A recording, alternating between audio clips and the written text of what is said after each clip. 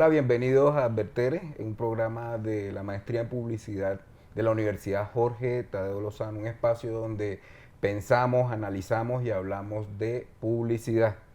En este capítulo nos está acompañando Jairo Galvis Bonilla y Jairo pues es arquitecto, es urbanista, es docente, es estudiante también de la maestría en publicidad y estaremos hablando, sobre todo me encanta que es un hombre de la calle, viene de la calle, va a hablarnos de un poco del trabajo que ha estado realizando en San Felipe, del acercamiento que ha tenido con la comunidad y de todo lo que ha estado trabajando alrededor del arte, la creatividad, pero sobre todo lo urbano, el lenguaje urbano. Hola, Jairo, ¿cómo estás? Bienvenido a Javi, Advertere. Javi, gracias. Gracias por venir todos, gracias por este nuevo capítulo de Advertere. Y pues nada, todo tuyo. Hoy vamos a estar hablando un poco sobre la calle, sobre el lenguaje urbano, sobre comunidad, sobre cultura. Y pues para arrancar, me gustaría un poco, Jairo, que nos cuentes qué es lo que has venido haciendo con los artistas del lenguaje urbano, con las comunidades, en los diferentes espacios del barrio de San Felipe. Bueno, Javi,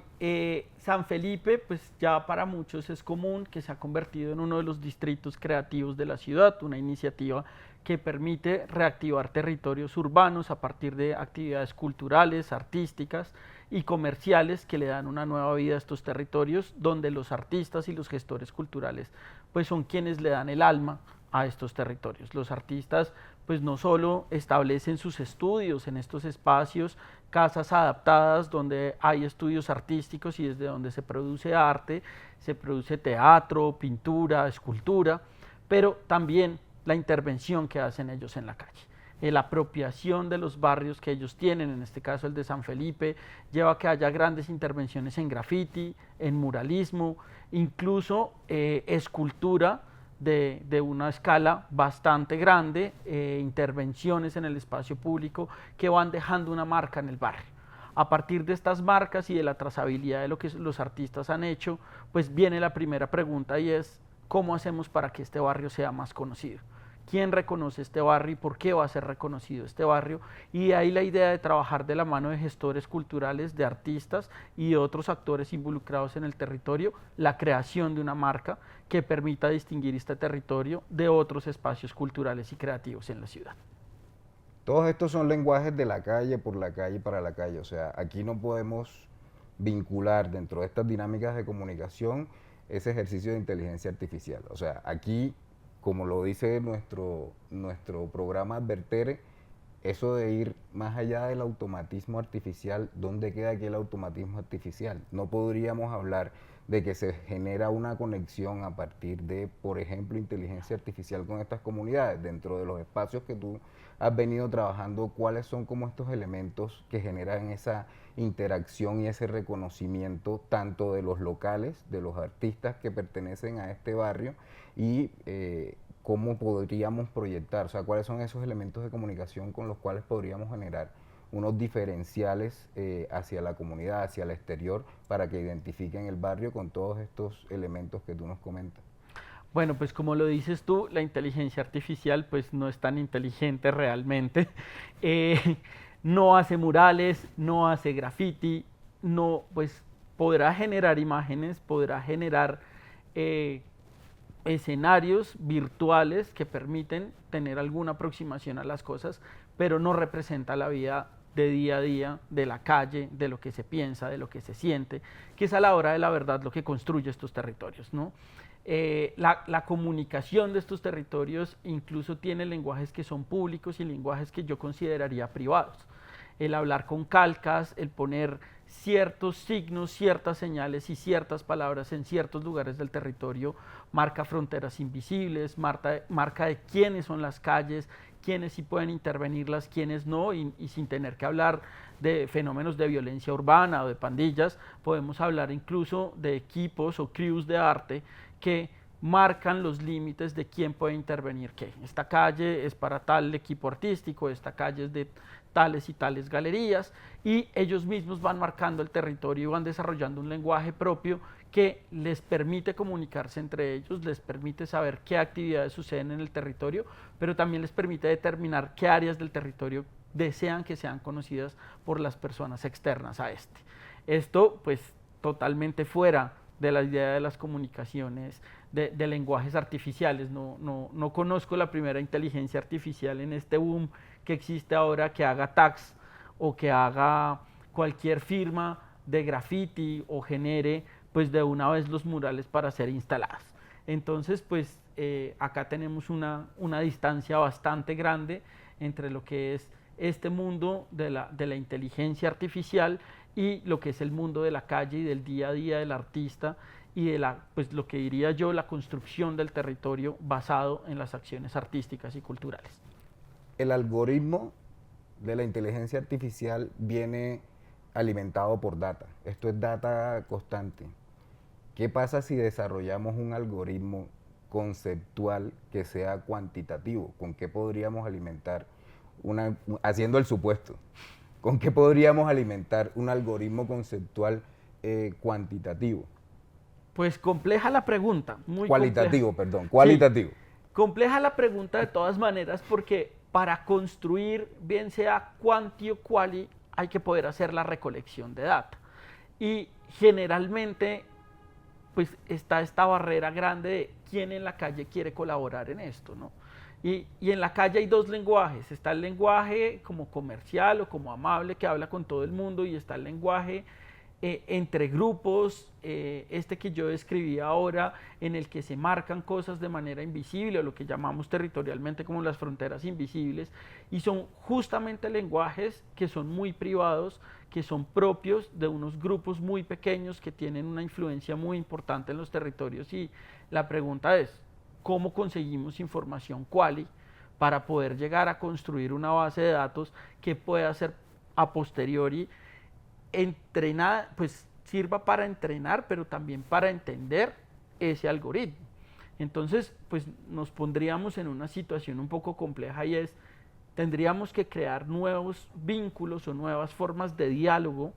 con diferentes tribus y diferentes grupos urbanos para poder generar esa información, consolidar bases de datos y ahí analizar. Pero entonces la pregunta es más complicado desarrollar un análisis de estos tipos de lenguajes y de estos comportamientos con todo lo que esto implica logísticamente, o podemos seguirlo haciendo como se ha venido haciendo de manera tradicional, que es ganándonos la confianza de las personas, llegando a ellas, conociendo sus trabajos, sus espacios, escuchando pues sus historias y a partir de allí construir diferentes tipos de análisis. Entonces queda pues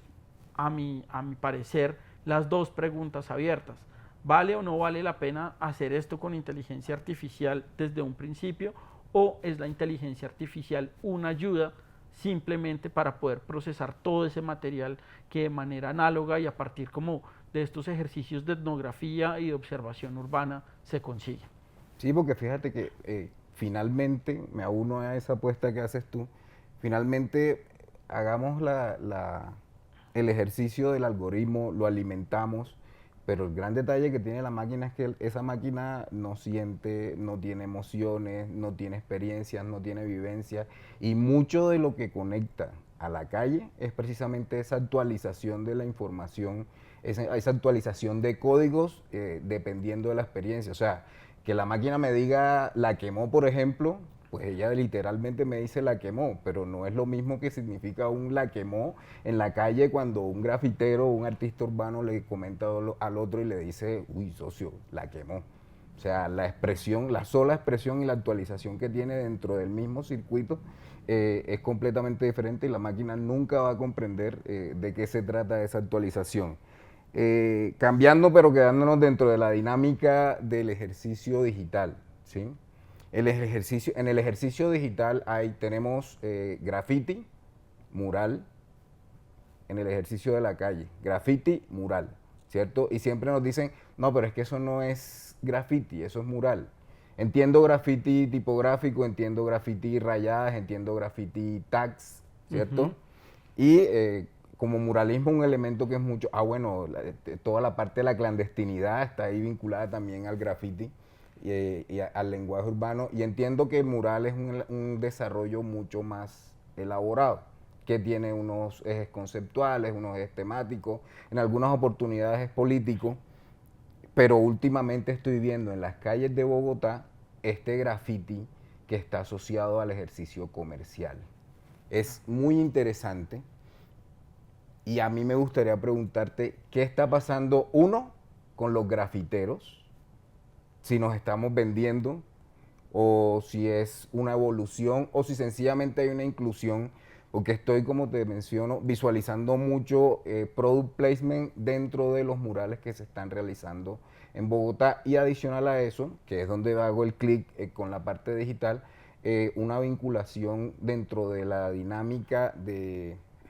reproducción en medios. O sea, hay una comercialización, hay una pauta en medios que me está mostrando ese lenguaje que venía desde lo contracultural, me lo está llevando más hacia la parte publicitaria y comercial. Cuéntanos ahí qué está pasando con los artistas, cuéntanos allí qué está pasando con los muros y cómo se están vinculando las marcas o la comunicación publicitaria a este ejercicio.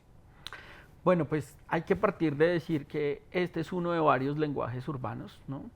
Es un lenguaje urbano pues que se caracteriza por ser muchísimo más gráfico. El graffiti, como lo decías tú ahora, tiene un componente de clandestinidad muy importante en su definición y en su origen, antes incluso de ser vinculado a ciertos tipos de músicas como el hip hop o como el rap, que han venido en el tiempo utilizando el graffiti como un apoyo gráfico a su forma cultural, a su forma artística. Sin embargo, pues el graffiti ha existido desde muchísimo antes y ha sido algo de una respuesta completamente contracultural, una manera de protesta, podría decirse, una protesta gráfica que pues ha sido intercedido eminentemente por la publicidad, ¿no? Se han sacado nuevas normas en el distrito que han permitido formalizar un poco la práctica del graffiti. Entidades como la Secretaría de Cultura, Recreación y Deporte, el IDEARTES, han intentado fomentar que el graffiti salga de la clandestinidad y empiece a convertirse como una pieza de arte urbano, y ahí es cuando empezamos a hablar de muralismo, estas intervenciones sobre la calle 26, la avenida del Dorado especialmente, de la carrera séptima hacia el oriente, empieza a tener una cantidad de elementos que son planeados, que son dibujados previamente para ser presentados a un concurso ante una institución pública, con jurados, y que de alguna u otra manera pueden empezar a tener ya algunos sesgos importantes sobre quién autoriza o quién no autoriza qué se puede dibujar. En este orden de ideas, pues se pierde ya un poco esta esencia inicial del graffiti, esta esencia de poder protestar, de poder salir y rayar un muro y decir no me siento conforme, no me gusta, nos estamos muriendo de hambre, etcétera, a decir aprobemos un mural que hable tal vez de un tema tan delicado como los falsos positivos, pero de una manera muchísimo más apacible, de una manera muchísimo más controlada, y un mensaje que de una u otra forma está mediado por el Estado. Entonces, yo creo que ahí hay una distinción muy grande donde el muralismo ya es un movimiento diferente por tener ese sesgo y de alguna manera cierto tipo de censura que lo distingue totalmente del graffiti. Una vez bajados nosotros al tema del muralismo, pues podemos empezar a hablar como seguramente hay que empezar a definir términos más claros de esto en investigaciones posteriores, pero el muralismo publicitario no puede ser lo mismo que un graffiti publicitario. Tal vez la publicidad del graffiti, diría yo, es más cercano a lo propagandístico desde la idea del sentir de la comunicación, o sea, no más Uribe, no más Petro, fuera corruptos, a cosas como Converse, Adidas, que ahora se empiezan a tomar las calles y empieza este ejercicio de place branding en lo que yo llamaría muchísimo, pues no place branding, sino un product branding en el que el suelo tiene la posibilidad de ser explotado económicamente. Y ahora viene una cosa muy curiosa, y es que pues yo invito a todas las personas que están viendo esta entrevista a que la próxima vez que salgan a caminar por un andén, hagan un ejercicio muy sencillo que es caminen mirando el piso, porque en el andén hay tres cosas: el cemento que pone la ciudad por el que todo el mundo camina, el borde del andén que es el que distingue ese cemento del asfalto donde pasan los carros, y una cantidad de tapas, ¿no? Tapas que pueden ser de alcantarillas de contadores de agua, de cableados de fibra óptica, de cableados de energía eléctrica, y esas tapas, por más de estar en el espacio público, hacen parte de la propiedad privada de ciertas empresas. En él, acá en la ciudad de Bogotá, empresas públicas, en la ciudad de Medellín, y así hay muchos otros casos que consideran que estos elementos, al igual que una valla publicitaria o que cualquier otro espacio que existe destinado a la publicidad, es objeto de ser alquilado para el mensaje publicitario, ¿no? Entonces, cuando uno va caminando por el andén, no es la tableta de la ciudad, no es el cemento del espacio público, sino es la tapa de una empresa de servicios públicos la que es alquilada a una marca para ser dibujada. Y ahí ha encontrado también un mercado ese artista del graffiti que pues no puede vivir totalmente de hacer graffiti. Esa actividad pues no es totalmente lucrativa, a veces puede ser lucrativa mediante becas o estímulos que dan las entidades públicas para que se haga este muralismo, pero las latas con las que se raya para decir fuera Petro pues tampoco son gratuitas, ¿no? Y este artista también tiene que buscar dónde vivir, de qué vivir, y desde allí aparecen un montón de cosas, y es el balance, esencialmente el balance de dónde me entra para poder seguir haciendo lo que quiero. Entonces, conozco muy buenos amigos en el medio del graffiti que tienen que empezar a generar los balances. Entonces, son personas que han desarrollado, no sé, 150, 250 mil metros de muros avalados por la ciudad, certificados por empresas, que son muros destinados al mural publicitario, al mural censurado, diría yo, pero que siguen manteniendo su actividad clandestina asociada al graffiti. Y entonces es una forma de cofinanciar un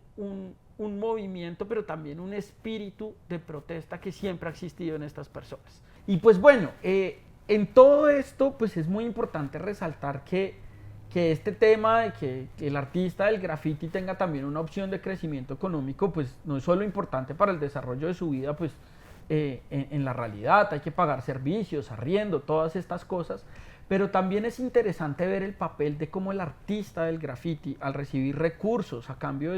de sus obras publicitarias, porque estos serían ya netamente publicitarias, en las tapas de las alcantarillas o de los cableados de redes de fibra óptica y todas estas cosas, pues permiten de alguna u otra manera canalizar parte de estos recursos mediante el artista para seguir financiando estos movimientos contraculturales. Entonces, el artista del graffiti que de alguna manera pues se emplea o emplea su trabajo como un servicio publicitario puede también ser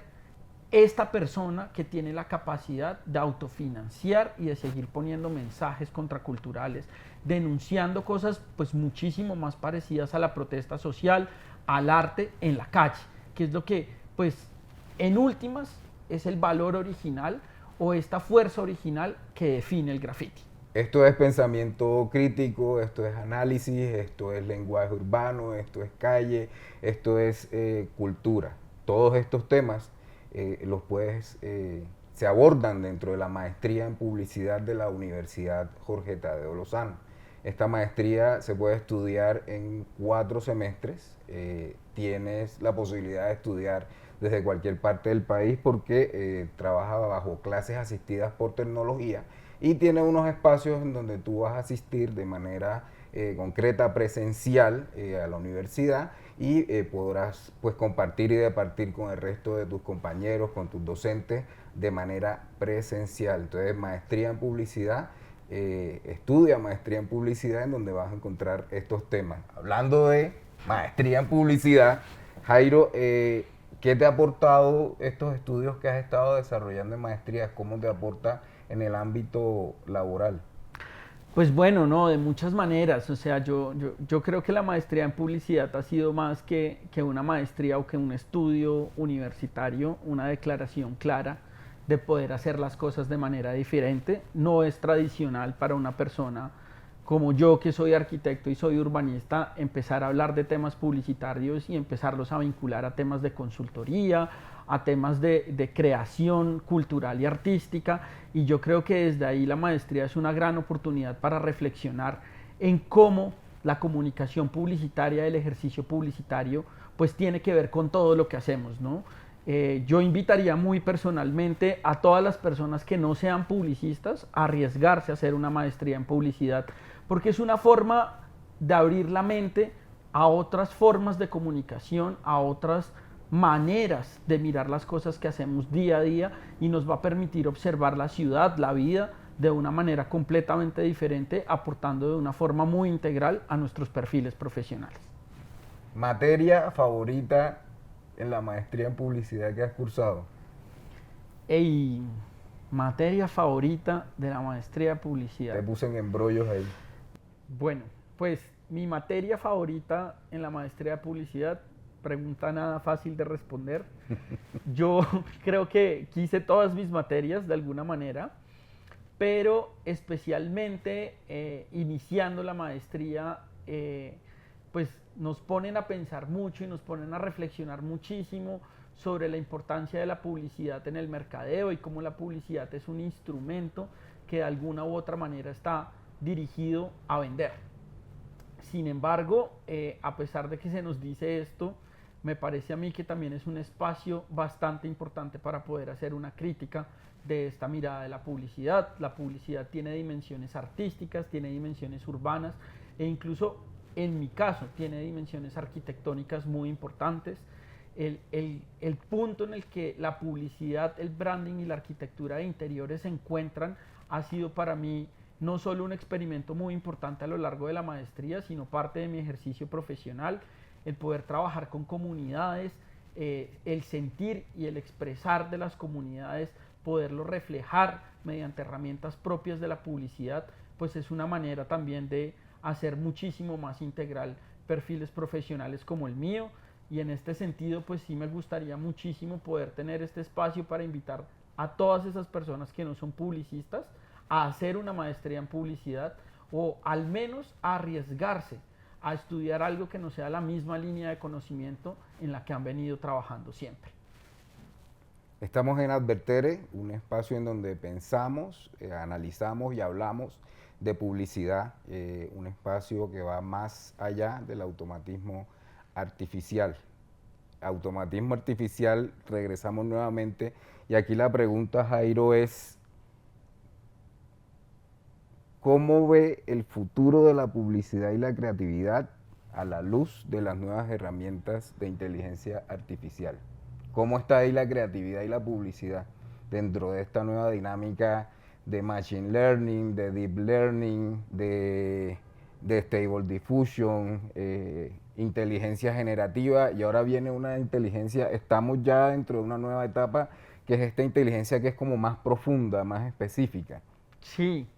sí, pues el paradigma de la inteligencia artificial en este momento que estamos viviendo me trae a mí a la cabeza el momento en el que el televisor llegó a la casa de las personas, ¿no? Era algo increíble, era una cosa que no se creía que pudiera suceder, imagen y video puestas en la sala de la casa, en un mueble que parecía ser el más importante para toda la familia. La inteligencia artificial en este momento está viviendo sus 15 minutos de fama de los que hablaba Warhol siempre, pero pues como todo, en algún momento se va a acomodar y se va a saber esto realmente para qué nos sirve o para qué no. Pero pues desde ya es posible advertir que la inteligencia artificial no reemplaza la creatividad. La inteligencia artificial no tiene la capacidad de generar la cantidad de ideas que generamos nosotros como personas, el mismo análisis que hacemos, tal vez como herramienta para apoyarnos a hacer cosas más rápido, tal vez para tener propuestas, no sé, de 10 copies en 10 minutos, o para tener propuestas de un guión para alguna cosa que estemos haciendo en específico. Puede ser interesante la forma en la que lo formula, a mí me parece que especialmente la innovación está en la forma en la que estamos hablando con las máquinas. Es la primera vez que estamos buscando poder utilizar el mismo lenguaje que utilizamos entre personas para poder interactuar con las máquinas, pero esto no va a reemplazar en ningún caso ni la capacidad de análisis, ni la capacidad creativa y mucho menos la capacidad de innovación. ¿No? La capacidad de innovación va a residir en nosotros siempre, la creatividad depende de nosotros, una máquina no experimenta la creatividad al sentir una flor, al respirar un aire más frío o simplemente al ver el sol salir y decir, aquí está, tenemos que hacer esto. Una buena idea nace del trabajo colaborativo, de conversar con otras personas, de escuchar otros puntos de vista, y la pregunta sería, los puntos de vista de estas inteligencias,